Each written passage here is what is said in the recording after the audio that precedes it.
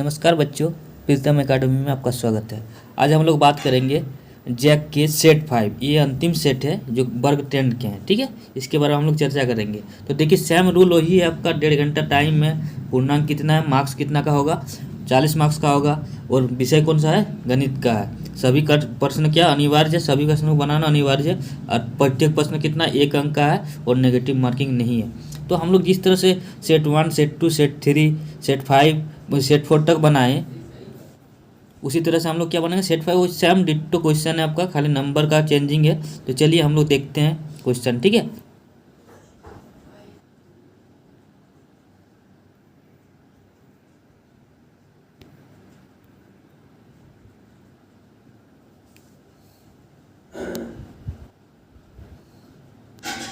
तो देखिए, सबसे पहला वाला क्वेश्चन जो है आपका क्या बोल रहा है, 225 के अभाज्य गुणनखंडों के गुणनफल के रूप में लिखा जा सकता है। तो सब जो हम 1, 2, 3, 4 में जो बनाए उसी तरह है, खाली संख्या चेंज है। तो हम लोग क्या करेंगे, 225 का आपको एलसीएम हम लोग ले लेंगे, ठीक है। एलसीएम ले लेंगे इसका, कितना से जाएगा आप देखिए, 2, 4, 5 से दे दिए, 4, 5 से 20, 5, 5 से 25, ठीक है। फिर कितना आ गया, 5 से दे दिए, कितना आ जाएगा, 9 हो गया। फिर 3 से दे दिए, 3 हो गया।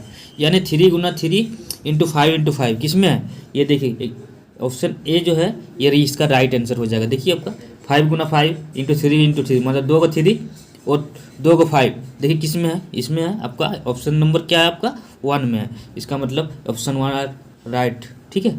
चलिए अब दूसरा क्वेश्चन पे आते हैं। देखिए आपको दूसरा क्वेश्चन क्या बोल रहा है, 130 और 130 तथा 420 का महत्तम समावर्तन एचसीएफ 10 दिया हुआ है और संख्या 2 को दिया हुआ है और उसका महत्तम दिया हुआ है। तो एलसीएम उसको ज्ञात करना है, ठीक है।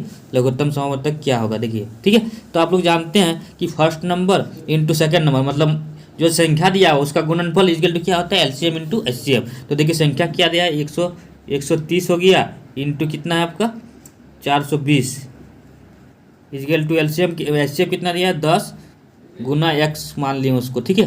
क्या नाम है, एलसीएम को आपको क्या मान लिया, लघुत्तम समावर्तक को एक्स। तो देखिए इसका मान ये काट दिए आपका, ठीक है। अब इसको 12 से गुना कर देंगे, तो इसको गुना कर देंगे तो कौन वाला आंसर आ जाएगा आपका, ये जो है आपका बी 6400, ठीक है।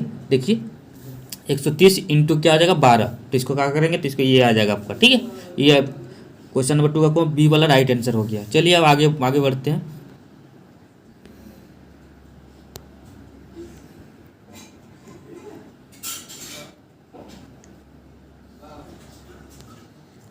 अब हम लोग क्वेश्चन 3 को देखेंगे। क्या है, एचसीएफ बराबर क्या दिया, ए और 8, मतलब संख्या दिया हुआ ये वाला, ए और 8 संख्या दिया हुआ है। एचसीएफ कितना दिया हुआ है, देखिए ये जो है ना फर्स्ट नंबर सेकंड नंबर दिया हुआ है। और क्या दिया हुआ है उसका एचसीएफ कितना दिया, 4 दिया हुआ है। और एलसीएम कितना दिया हुआ है आपका 24। यानी आप लोग जानते हैं कि a first number into second number equal to क्या होता है, एलसीएम इंटू एचसीएफ। एलसीएम कितना दिया है, 4 दिया हुआ है। और एचसीएफ कितना दिया हुआ है आपका, एचसीएफ देखिए कितना दिया हुआ है आपका, रुकिए जी,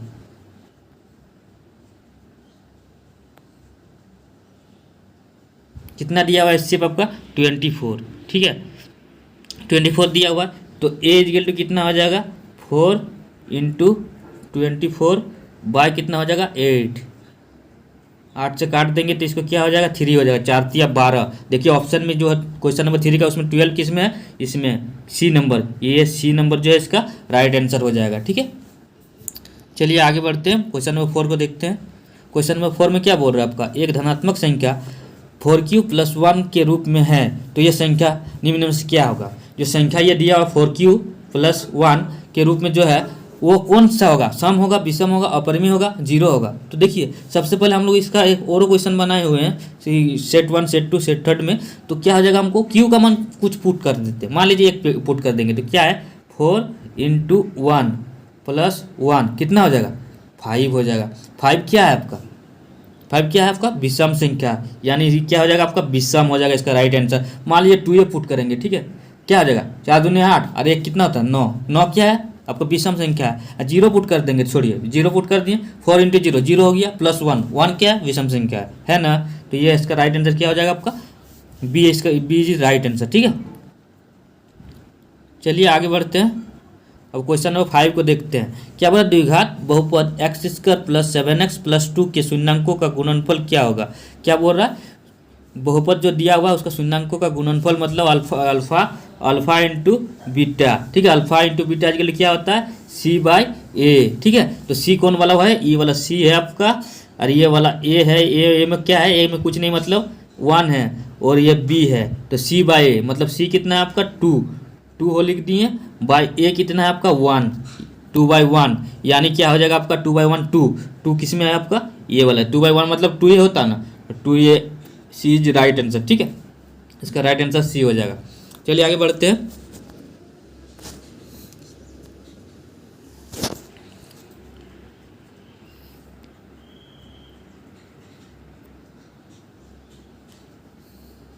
अब हम लोग क्वेश्चन नंबर 6 को देखेंगे। यदि शून्याङ्कों का योग तथा गुणनफल, शून्याङ्कों का योग और गुणनफल दिया हो मतलब अल्फा इंटू बीटा, और एगो क्या है, और एगो क्या दिया हुआ है अल्फा प्लस बीटा। ठीक है, तो क्या है द्विघात का सम क्या दिया हुआ है 2 दिया हुआ है, अल्फा इंटू बीटा क्या दिया हुआ है, अल्फा इंटू बीटा दिया 3 दिया हुआ है, और अल्फा प्लस बीटा क्या दिया हुआ है -2 दिया हुआ है। तो द्विघात बहुपद क्या होगा, तो आप लोग जानते हैं क्या होता है द्विघात इक्वेशन का क्या ही होता है, जब शून्याङ्कों का योग और गुणनफल दिया हो रहता है तो क्या होता है x square minus alpha plus beta x, और क्या होता है प्लस अल्फा इंटू बीटा। ठीक है, तो क्या आ जाएगा एक्स स्क्वायर लिख दिए हम, अल्फा प्लस बीटा क्या है आपका, अल्फा प्लस बीटा क्या है आपका, देखिए शून्याङ्कों का योग कितना 3 है यानी 3x माइनस 3x। ठीक है, और क्या है अल्फा इंटू बीटा लास्ट में plus alpha into beta, alpha into beta क्या है -2। ठीक है, -2 लिख दिए, तो माइनस इधर हो जाएगा, यहाँ पे क्या हो जाएगा आपका माइनस हो जाएगा, यहाँ पे भी ये वाला माइनस ही करके एक्स स्क्वायर -3x -2 किस में है, एक्स स्क्वायर -3x -2 किस में है आपका, देखिए इसका जो राइट आंसर हो जाएगा C, X square -3x -2 is right answer. ठीक है, चलिए अब देखते हैं। देखिए ये आकृति क्या बोल रहा है, किसी बहुपद पी एक्स के लिए ग्राफ आकृति में दिए गए बहुपद की शून्याङ्क, इसमें कुछ देखना नहीं है आपको, खाली शून्याङ्क कितना बार एक्स में कटा है, देखिए एक बार कटा है यहाँ पे, देखिए यहाँ पे क्या कटा, एक बार कटा है, यहाँ पे एक बार कटा है, यहाँ पे यानी क्या आ जाएगा इसका राइट आंसर क्या हो जाएगा आपका, इसका राइट आंसर क्या हो जाएगा आपका 3। देखिए 3 कहाँ पे है, ये आपका डी नंबर में 3 है, इसका ये जो होगा आपका ये क्या हो जाएगा आपका, इसका राइट आंसर 3 हो जाएगा। ठीक है, चलिए आगे देखते हैं।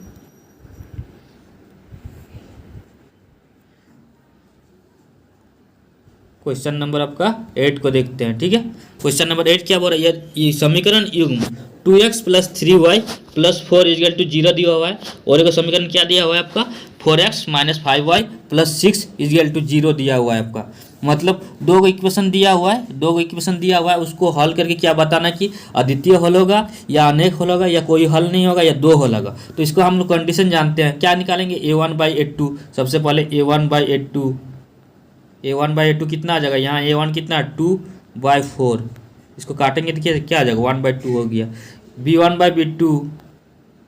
b1/b2 निकाल देंगे तो क्या आ जाएगा आपका बराबर क्या आ जाएगा, b1 कितना है आपका 3 है, और b2 कितना है आपका देखिए 5 है ना, तो ये 3/5 कटेगा नहीं, तो क्या आ जाएगा a1/a2 not equal to b1/b2। ठीक है, a1/a2 नॉट इक्वल टू क्या होता है b1/b2, तो अगर a1/a2 not equal to b1/b2 होगा तो क्या आ जाएगा आपका अद्वितीय हल होगा, मतलब केवल एक हल होगा। ठीक है, केवल एक हल होगा, मतलब एक ही गो हल होगा, इसको क्या बोलते हैं अद्वितीय हल होगा, इसका राइट आंसर क्या आ जाएगा ए। ठीक है, ए इज राइट आंसर। ठीक है,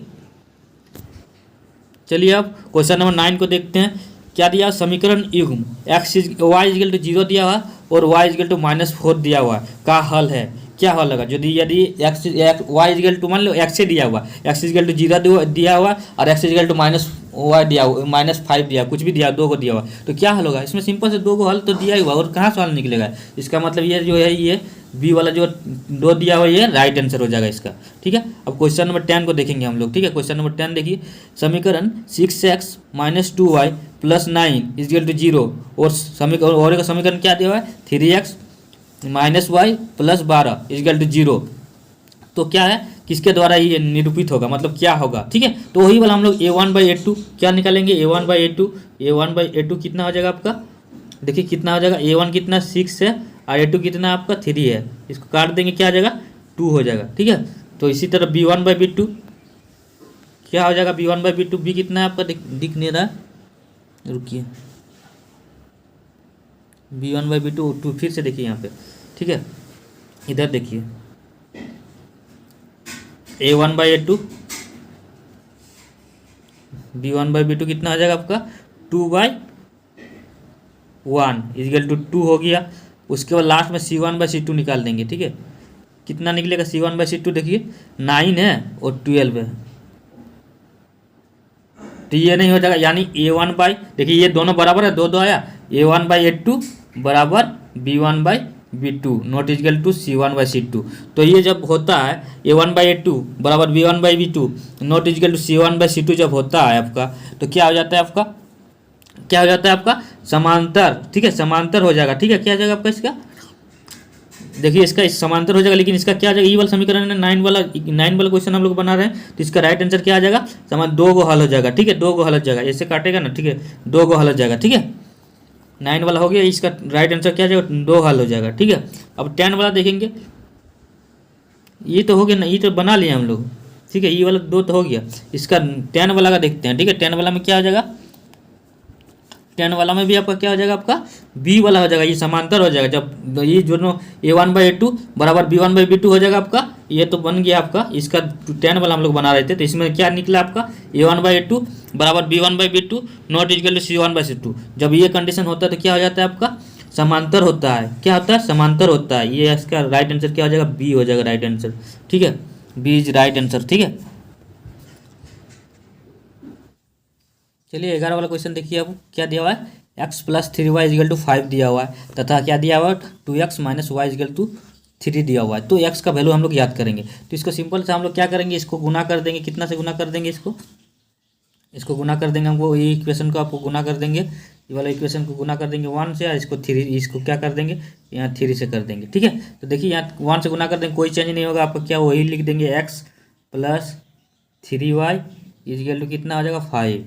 ठीक है, ये 5 है आपका। ठीक है, और इसको 3 से गुना कर देंगे तो क्या आ जाएगा 6x हो जाएगा, और यहाँ पे क्या है माइनस 3y हो गया, 3y, ये 3y है, इजल टू कितना हो जाएगा आपका, देखिए 3 3 का 9 हो जाएगा। ठीक है, ये 9 है। ठीक है, इसको हम जोड़ देंगे, ऐड कर देंगे, विलोपन विलोपन वही करते हैं ना, अगर कट जाता है तो जोड़ते हैं, नहीं कटता तो माइनस करके हम लोग फिर से ही करते हैं, माइनस करते हैं। तो ये कट गया आपका 3y, यहाँ पे क्या बच गया, 7 बच गया, यहाँ पे क्या बच गया आपका 14 बच गया। इसको काट देंगे तो कितना आ जाएगा 7 दूनी 14, यानी x का वैल्यू कितना आ जाएगा आपका 2 इज राइट आंसर। ठीक है, अब हम लोग आगे बढ़ेंगे और 12 वाला देखेंगे। यदि x इजल टू 2 दिया हुआ है, y इजल टू 3 दिया हुआ है, तो समीकरण ये वाला समीकरण दिया है x 2x plus y equal to k का एक हल हो तो k का मान क्या होगा। तो सिंपल से इसका वैल्यू हम लोग रख देंगे, यहाँ पे x का वैल्यू 2 रख देंगे, यहाँ पे 2 रख देंगे, x के जगह पे 2, y के जगह पे क्या रख देंगे 3। तो 2 प्लस 2 इंटू 2 कितना था 4 और प्लस यहाँ पे 3 है, 3 इजल टू k, यानी k इजल टू कितना आ जाएगा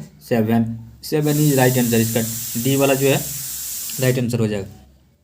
चलिए 13 वाला देखिए, 13 वाला क्या दिया हुआ है आपका, देखिए समीकरण दिया हुआ 2 गो, क्या दिया हुआ है x plus y equal to कितना दिया हुआ 16 दिया हुआ है, और x minus y equal to कितना दिया हुआ है 2 दिया हुआ है। तो सिंपल इसको फिर से हम लोग विलोपन विधि से याद करेंगे, x वाई कट गया, यहाँ 2x हो गया, 2x इजल टू कितना आ गया 18, यानी x इजल टू कितना आ गया 9, और x इजल टू 9 आया तो x का मान किसी में रख देंगे, इसमें रख देंगे, तो y इजल टू कितना आ जाएगा 7 आ जाएगा।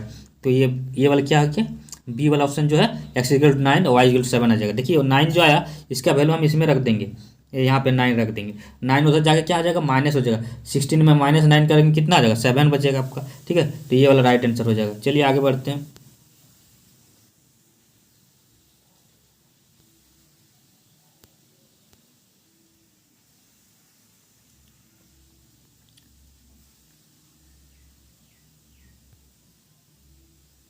अब हम लोग 14 वाला क्वेश्चन देखेंगे, द्विघात समीकरण के घात कितने होते हैं। तो देखिए द्विघात समीकरण सिंपल से क्या होता है, इक्वेशन क्या होता है ax² plus bx plus c equal to 0 होता है, 0 होता है ना। तो इसमें अधिकतम घात कितना है बताइए आप ही लोग, देखिए यहाँ पे क्या है 2 है, यानी इसका घात क्या आ जाएगा 2, इसका राइट आंसर हो जाएगा। उसी तरह से हम लोग 15 वाला देखेंगे। तो द्विघात समीकरण x square minus 6x plus 1 equal to 0 है का मूल क्या होगा। तो आप लोग जानते हैं अगर डी का वैल्यू हम लोग क्या नहीं, विभक्तर का वैल्यू आप लोग क्या आएगा, अगर 0 से बड़ा होगा तो क्या होता है, 0 से बड़ा होने से क्या हो जाता है आपका वास्तविक एवं क्या हो जाता है, वास्तविक एवं असमान हो जाता है। इजगल टू 0 हो जाएगा, मान लीजिए यहाँ पे डी इजगल टू 0 हो जाएगा तो क्या आ जाएगा, वही वास्तविक एवं समान हो जाएगा।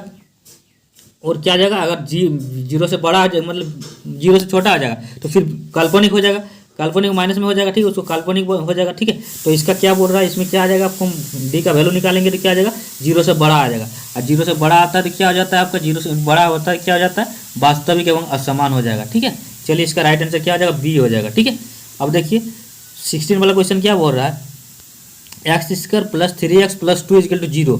तो अल्फा और बीटा हो तो अल्फा प्लस बीटा क्या होगा। तो इसको सिंपल से हम लोग गुणनफल कर लेंगे, ठीक है। एक्स स्क्वायर है प्लस 3x है और क्या हो जाएगा, ये हो जाएगा, ठीक है। आपका क्या है, आपका 2 है, ठीक है। तो सिंपल सा अल्फा क्या क्या आ जाएगा, आप यहाँ पे क्या निकालेंगे हम लोग, अल्फा प्लस बीटा क्या होता है, अल्फा फार्मूला जानते हैं ना, अल्फा प्लस बीटा का क्या होता है, अल्फा प्लस बीटा का माइनस सी बाई ए होता है, ठीक है। तो सी कितना है 2 माइनस 2, ए कितना है 1 हो गया, तो यानी -2 इसका राइट आंसर हो जाएगा। -2 कहाँ पे दिख रहा है आपको, -2 आपका बी जो है इसका राइट आंसर हो जाएगा। 16 का क्या हो जाएगा, बी आपका राइट आंसर हो जाएगा, ठीक है। अब 17 वाला देखेंगे हम लोग, 17 वाला देखेंगे हम लोग, ठीक है। 17 वाला देखिए क्या दिया हुआ है, x square minus 6x plus 3 का विविक्तर क्या होगा। विविक्तर हम लोग याद करेंगे डी इजकल क्या होता है, बी स्क्वायर माइनस 4ac। तो बी स्क्वायर मतलब क्या आ जाएगा, -6 का स्क्वायर, ठीक है। यहाँ पे क्या है, B square minus 4ac, -4 into A कितना हो जाएगा आपका 1 है और सी कितना 3 है। तो क्या आ जाएगा 36 हो जाएगा, माइनस का स्क्वायर क्या आ जाएगा, माइनस का स्क्वायर प्लस हो जाएगा, माइनस हो जाएगा क्या आ जाएगा आपका 4 12 अगर माइनस कर देंगे इसमें तो क्या आ जाएगा आपका 4 बचेगा। यहाँ पे क्या है 4 बच गया आपका, यहाँ 24। तो देखिए यहाँ पे 24 शायद नहीं है, तो इसका ऑप्शन जो गलत दिया हुआ है आपका, ठीक है, ये ऑप्शन इसका गलत दिया है। इसका राइट आंसर क्या आ जाएगा 24 होगा, ठीक है। चलिए नेक्स्ट क्वेश्चन पे आते हैं। आपका क्या बोल रहा है, यदि द्विघात समीकरण में कोई वास्तविक मूल नहीं हो तो निम्न से कौन सा कथन सत्य होगा। ठीक है, क्या बोल रहा है, द्विघात समीकरण में अगर मूल वास्तविक नहीं हो तो कौन सा कथन सत्य होगा। तो देखिए वास्तविक मूल कब नहीं होगा, जब 0 से बड़ा हो जाएगा आपका, ठीक है, क्या हो जाएगा आपका लेस देन 0 हो जाएगा, वास्तविक मूल्य नहीं होगा। तो इसका राइट आंसर क्या हो जाएगा, आपका राइट आंसर इसका क्या हो जाएगा, आप लोग जानते हैं। तो ये वाला आप लोग कमेंट सेक्शन में आपका कमेंट दे सकते हैं इसका ही, इसको हम छोड़ दे रहे हैं। आप सिंपल से आप लोग जानते हैं यदि द्विघात समीकरण में कोई वास्तविक मूल्य नहीं हो तो कौन सा कथन सत्य होगा। 3 को कंडीशन है, अगर लेस देन होगा का 0 से, अगर डी का मान 0 से बड़ा होगा तो, और अगर 0 से छोटा होगा और इक्वल टू 0 होगा, और तो अब 3 को कंडीशन में एक कंडीशन होगा। ये देखिए तीनों कंडीशन दिया हुआ है, तो तीनों कंडीशन कौन वाला होगा आप लोग कमेंट कर दीजिएगा, ठीक है। अब 19 वाला देखेंगे हम लोग, ठीक है। 19 में क्या बोला, यदि द्विघात समीकरण एक्स स्क्वायर माइनस 2x क्या है, x square minus 2x, x square minus क्या द्विघात समीकरण क्या है, x square minus 2x plus के इजकल टू 0 है, तो मूल समान हो तो के का मान ज्ञात करें। इसको हम लोग सॉल्व करेंगे तो इसका राइट आंसर आपका क्या आ जाएगा, आपका इसको सॉल्व करके इन लोग तो आप लोग सॉल्व कर लीजिएगा आराम से।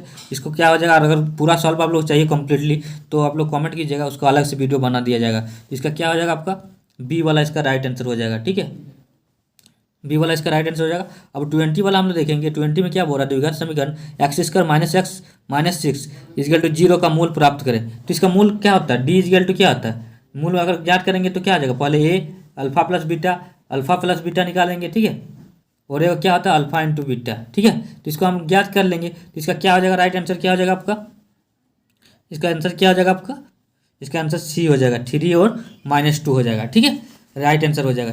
चलिए अब नेक्स्ट क्वेश्चन पे आते हैं।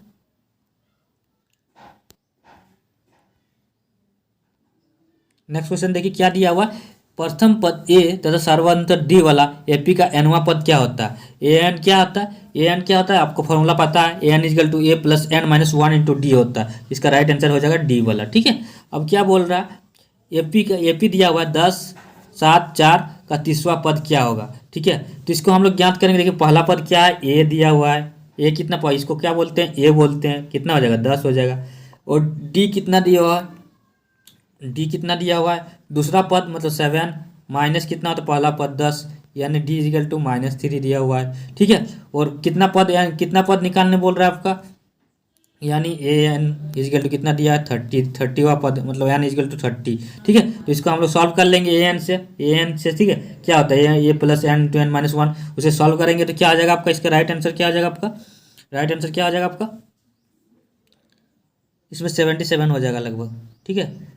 चलिए अब देखिए, अब 23 वाला जो क्वेश्चन है, 23 वाला क्वेश्चन भी उसी तरह क्या दिया हुआ, ये दिया हुआ बी दिया हुआ, इसको सॉल्व करेंगे तो हमको क्या आ जाएगा आपका, इसका राइट आंसर क्या हो जाएगा, ये हो जाएगा इसका राइट आंसर। देखिए इसमें क्या दिया हुआ, इतना पद होगा, देखिए पद क्या दिया हुआ, एन दिया हुआ है, एन कितना दिया हुआ 27 दिया हुआ है, ए कितना दिया हुआ 5 दिया हुआ है, और क्या डी कितना दिया हुआ है 3 दिया हुआ है। तो हम लोग क्या निकालना है, इतना पद क्या होगा, यानी A27 निकालना है, ठीक है। तो क्या हो जाएगा A27 क्या आ जाएगा आपका, इसका एन इक्वल निकाल लेंगे और उसका वैल्यू पुट कर देंगे तो क्या आ जाएगा, इसका आंसर क्या आ जाएगा आपका, एन इक्वल कितना आ जाएगा आपका 12 आ जाएगा, 12 इसका, ठीक है। इसका राइट आंसर क्या आ जाएगा 12 हो जाएगा, ठीक है। अब चलिए नेक्स्ट क्वेश्चन पे आते हैं।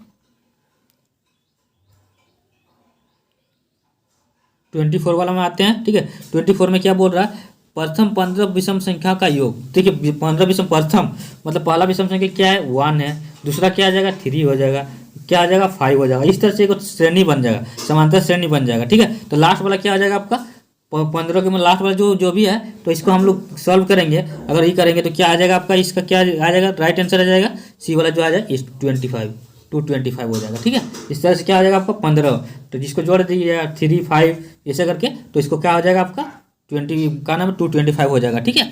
अब 25 को हम लोग देखेंगे, 25 में क्या बोला, भुजाओं की समान संख्या वाले बहुभुज समरूप होते हैं यदि उसके क्या हो जाएगा, यदि भुजाओं के समान संख्या वाले बहुभुज समरूप होंगे तो उसके संगत कोण क्या हो जाता है, संगत कोण आपका क्या हो जाता है आपका, संगत कोण क्या हो जाता है, बराबर हो जाता है, क्या हो जाता है, संगत कोण बराबर हो जाता है, जब बराबर होता है तभी समरूप होते हैं, ठीक है। उसी तरह 26 वाला देखें, किसी त्रिभुज की एक भुजा के समांतर खींची गई अन्य दो भुजा डैश अनुपात में होते हैं, क्या अनुपात में होते हैं, समान अनुपात में होते हैं, ठीक है। क्या अनुपात में होते हैं, समान, असमान तो होगा नहीं, सही तो ये भी दोनों नहीं होगा, इसमें से कोई नहीं, ये भी नहीं होगा, आपका समान अनुपात में होते हैं। अब क्या बोल रहा है 27 वाला क्या बोल रहा है आपका, समरूप त्रिभुज के संगत भुजा डैश होते हैं, बराबर होते हैं, समांतर होते हैं, लंब होते हैं, समानुपाती होते हैं। तो सिंपल सा समरूप त्रिभुज के संगत भुजा, जैसे ये वाला ये हो गया, ठीक है, इसमें हो गया, इसका भुजा क्या होगा, समानुपाती होता है, ठीक है। राइट आंसर क्या हो जाएगा, समानुपाती। अब देखिए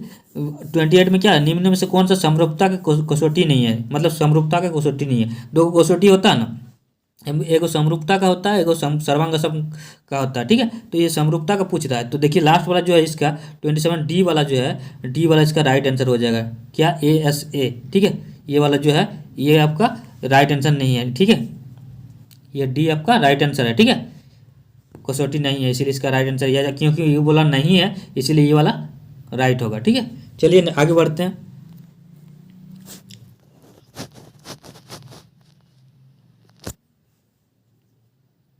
चलिए अब 29 वाला हम लोग देखते हैं, क्या बोल रहा है, ABC एक समलम है, मान लो समलम हम लोग बना दिए, ये वाला समलम है, ठीक है, समलम हो गया।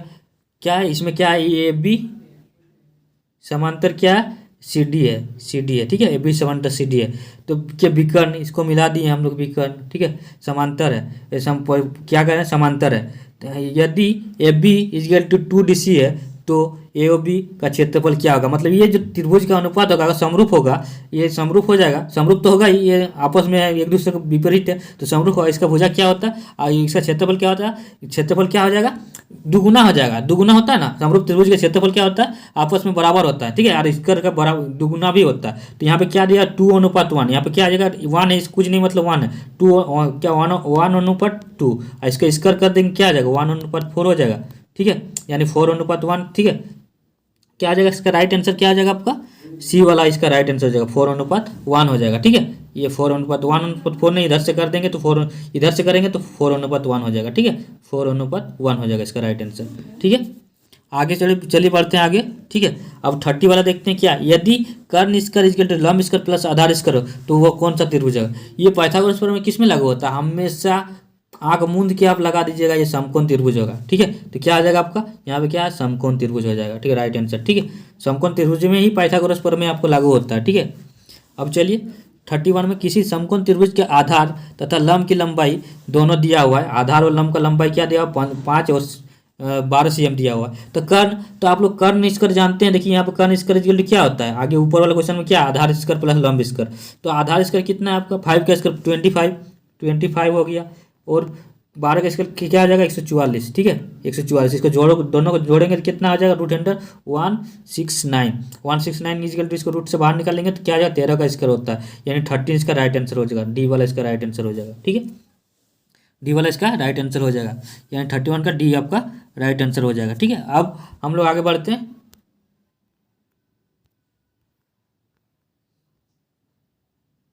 देखिए अब हम लोग क्या बोलेंगे, 32 को हम लोग देखेंगे। ठीक है, 32 में क्या बोल रहा है, वृत्त के केंद्र से स्पर्श रेखा पर स्थित कौन सा बिंदु न्यूनतम दूरी पर होगा। ठीक है, मान लीजिए ये हो गया वृत्त, हो गया वृत्त के केंद्र से, ये केंद्र हो गया, इस केंद्र से इधर भी स्पर्श रेखा होगा, ये केंद्र है, इधर भी स्पर्श रेखा होगा। तो न्यूनतम दूरी किस में होगा, आपको क्या न्यूनतम दूरी पर होती है, क्या होता है न्यूनतम दूरी पर, क्या होता है, ये वाला क्या बोलते हैं इसको, स्पर्श रेखा। ठीक है, इसको क्या बोलेंगे, स्पर्श रेखा बोलेंगे। ठीक है, ये स्पर्श बिंदु है ना, स्पर्श रेखा होगी, और स्पर्श रेखा पर बने बिंदु को क्या बोलेंगे, स्पर्श बिंदु। ठीक है, इधर भी बनेगा तो इधर भी स्पर्श बिंदु ही बनेगा ना, जहाँ बनेगा इधर से बनेगा तो यहाँ पे भी स्पर्श बिंदु बनेगा। ठीक है, इसका राइट आंसर क्या हो जाएगा, स्पर्श बिंदु। ठीक है, अब देखेंगे 33 वाला, क्या बोल रहा है, वृत्त के व्यास के सिरों पर खींची गई स्पर्श रेखा में संबंध है। ठीक है, देखिए ये वृत्त हो गया। ठीक है, वृत्त हो गया आपका, वृत्त हो गया आपका, और इसमें हो गया, ये भी वृत्त हो गया। देखिए क्या बोला, वृत्त के सिरों के स्पर्श रेखा पर खींची गई ये स्पर्श रेखा खींचती हैं आप। ठीक है, ये हो गया आपका, ये हो गया। ठीक है, तो ये देखिए, ये जो है ये इसमें खींचिए चाहे इसमें खींचिए, इधर खींचें, तो ये स्पर्श रेखा है दोनों, तो क्या आ जाएगा, एक समांतर होते हैं। तो क्या आ जाएगा, ये समांतर होती है। क्या आ जाएगा 33 में, क्या आ जाएगा, बी नंबर, समांतर होगा। इधर से खींचे चाहे इधर से खींचे, ये दोनों के बीच क्या आ जाएगा, समांतर होगा, डिस्टेंस इक्वल हो जाएगा। इधर से खींचेंगे तो इसका डिस्टेंस इसको इक्वल हो जाएगा आपका। ठीक है, तो इसकी ये क्या आ जाएगा, समांतर होगा। ठीक है, अब 34 वाला हम लोग देखते हैं। ठीक है, 34 में क्या दिया हुआ आपका, 34 में दिया है, ओ केंद्र वाले एक वृत्त। देखिए ये वाला हो गया वृत्त, इसमें ओ केंद्र हो गया, ये केंद्र जो है ओ है। ठीक है, ये ओ है, ओ केंद्र वाला वृत्त पी ए और पी बी, मान लीजिए पी ए हो गया स्पर्श रेखा और पी बी स्पर्श रेखा है, तो मान लीजिए ये स्पर्श रेखा ऐसे करके खींच दिए। ठीक है, पी ए, ये पी बी। ठीक है, और इसके बना कोण क्या होता है, ये जो कोण बनता है हमेशा 90 डिग्री बनता है। ठीक है, ये जो कोण बनता है 90 डिग्री को खींच दिए, तो क्या इसका मान हम लोग निकालेंगे, ये 90 डिग्री हो गया। ठीक है, ये भी आपका कोण क्या आ जाएगा आपका, ये 90 डिग्री हो गया, ये क्या हो जाएगा आपका, इसका वैल्यू।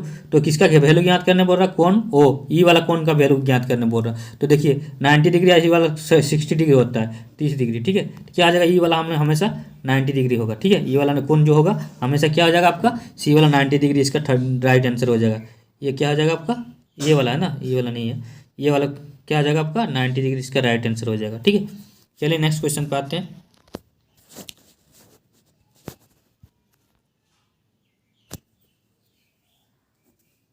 34 हो गया, 35 में देखते हैं, ओ केंद्र वाले वृत्त का यदि पी क्यू तथा पी आर स्पर्श रेखा हो तो इसमें क्या हो जाएगा, 35 में भी सी वाला आपका, देखिए ये वाला हो गया आपका, इसमें भी सेम वैसा ही करेंगे, जो भी है वैसा ही करेंगे। स्पर्श रेखा है, इसका कौन सा कोण ज्ञात करने बोल रहा है, आर, यहाँ पे क्या हो जाएगा, पी आर, यहाँ पे क्यू है, तो ये वाला कोण ज्ञात करने बोल रहा है, तो इसका कोण हम लोग निकालेंगे तो क्या आ जाएगा आपका 100 डिग्री। ठीक है, 100 डिग्री हो जाएगा। ठीक है, चलिए अब 37 में आते हैं। ठीक है, 36 में आते हैं। 36 में क्या आ जाएगा, वृत्त क्या है, 36 क्या है, वृत्त की त्रिज्या और व्यास में संबंध है। तो त्रिज्या क्या होता है, आर इक्वल टू क्या होता है, D/2 होता है, मतलब व्यास का आधा होता है त्रिज्या। यानी देखिए व्यास का आधा कहीं पे नहीं दिख रहा, यानी इसको इधर कर देंगे तो क्या आ जाएगा आपका, आर इक्वल टू क्या आ जाएगा, इसको क्या लिख सकते हैं, आर इक्वल टू आपका राइट आंसर क्या आ जाएगा आपका इसका, देखिए आर इजगल टू क्या आ जाएगा, त्रिज्या इजगल 2 इंटू, देखिए त्रिज्या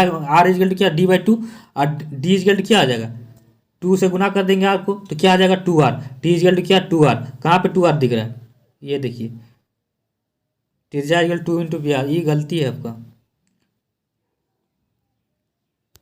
क्या आ जाएगा, व्यास इजिकल टू क्या आ जाएगा, 2 इंटू त्रिज्या, त्रिज्या का डबल होता है व्यास, ये बी इसका राइट आंसर हो जाएगा। ठीक है, इसका बी आपका राइट आंसर हो जाएगा। ठीक है, क्या हो जाता है, डी इजिकल टू क्या होता है, 2 इंटू आर। ठीक है, और आर इजिकल टू क्या होता है, d/2। ठीक है, डायमेंशन का। ठीक है, अब चलिए नेक्स्ट क्वेश्चन पे आते हैं, आपका 37 पे आते हैं। ठीक है, 37 क्या बोल रहा है, 60 डिग्री, मतलब देखिए यहाँ पे क्या दिया हुआ है, एंगल दिया 60 डिग्री और 14 cm वाले त्रिज्या का त्रिज्यखंड का क्षेत्रफल क्या, तो थीटा क्या आ जाएगा, ठीक क्या होता है त्रिज्यखंड का क्षेत्रफल, theta by 360 degree pi are square. तो थीटा क्या हो जाएगा आपका, थीटा 60 डिग्री अब बैठा दिए बाई 360 डिग्री इंटू पाई 22/7 और आर कितना है 14 गुना 14। इसको सॉल्व कर देंगे हम लोग, इसको सॉल्व कर देंगे तो क्या आ जाएगा आपका, इसको सॉल्व कर देंगे क्या आ जाएगा आपका, राइट आंसर क्या आ जाएगा आपका, ये आ जाएगा 308/3 cm स्क्वायर। देखिए इसको सॉल्व कर दीजिए, काट दीजिए, क्या 6 हो जाएगा, इसको 7 दूनी 14 से करके सॉल्व कर दीजिएगा। तो आप लोग सॉल्व करना आता है तो इसको सॉल्व कीजिएगा, तो ये राइट आंसर आ जाएगा। ठीक, चलिए 37 वाला हो गया आपका। अब 38 वाला देखेंगे। 38 में क्या बोला, 21 cm त्रिज्या वाला, सेम वही है, वही फॉर्मूला लगाना, थीटा 360 डिग्री बाई क्या आ जाएगा 60/360 डिग्री, यहाँ पाई 22/7 लगा दिए और आर क्या आ जाएगा 21 इंटू 21। इसको भी सॉल्व करेंगे तो क्या आ जाएगा आपका, इसको सॉल्व कर देंगे तो क्या आ जाएगा आपका, देखिए इसको क्या सॉल्व करेंगे तो क्या आ जाएगा आपका, इसका भी इसका ये आ जाएगा। ठीक है, 335, देखिए बना कर देख लीजिए, यही वाला आएगा आपका। ठीक है, ये आप लोग बना कर कॉमेंट कर दीजिएगा। ठीक है, अब 39 वाला दिखा क्या दिया हुआ, त्रिज्या क्या है 7 cm त्रिज्या वाले अर्धवृत्त का क्षेत्रफल ज्ञात करना है। क्या आ जाएगा आपका, 7 cm त्रिज्या वाले अर्धवृत्त का क्षेत्रफल। ठीक है, तो अर्धवृत्त का क्या होता है आपका, वृत्त का क्षेत्रफल क्या होता है पाई आर स्क्वायर। तो क्या हो जाएगा पाई आर स्क्वायर, इसका हाफ पाई आर स्क्वायर होता है, 1/2 पाई आर स्क्वायर होता है। तो इसमें वैल्यू बैठा देंगे, इसका वैल्यू बैठा देंगे तो क्या आ जाएगा आपका, इसका राइट आंसर ये आ जाएगा। ठीक है, pi are square 1/2 pi are square, pi square 22/7 और त्रिज्या का 7 ही कर देंगे। ठीक है, तो क्या आ जाएगा 77/2, ये राइट आंसर हो जाएगा। ठीक है, चलिए नेक्स्ट क्वेश्चन पे आते हैं। 40 वाला क्या बोल रहा है आपका, देखिए क्या बोला, यदि वृत्त की कोई जीवा, मान लीजिए वृत्त हो गया, क्या ये वाला हो गया वृत्त की कोई, रुकिए ये वृत्त हो गया, ये वृत्त की कोई जीवा केंद्र पर कौन कितना केंद्रीय कोण बनाता है, तो कोण मान लीजिए ये कोण बनाता है, केंद्रीय कोण बनाएगा। ठीक है, इस तरह कोण बनाता है, इस कोण का मान कितना आ जाएगा, तो ये क्या आ जाएगा आपका, देखिए ये हमेशा ये जो होता है, ये जो इसको खींचेंगे तो क्या आ जाएगा, ये समद्विबाहु त्रिभुज होगा, समद्विबाहु त्रिभुज के कोण क्या आ जाता है 60 डिग्री बनता है। इसका राइट आंसर क्या आ जाएगा आपका 60 डिग्री हो जाएगा। ठीक है, चलिए आज यहीं पे ख़त्म होता है और 10 क्लास का सारा सेट अभी ख़त्म होता है। चलिए अगर आप लोगों को इसका पूरा कम्प्लीटली सोल्यूशन चाहिए स्टेप बाय स्टेप, तो आप लोग कमेंट कीजिएगा, इसका कंप्लीट सोल्यूशन भी दिया जाएगा। तब तक के लिए नमस्कार।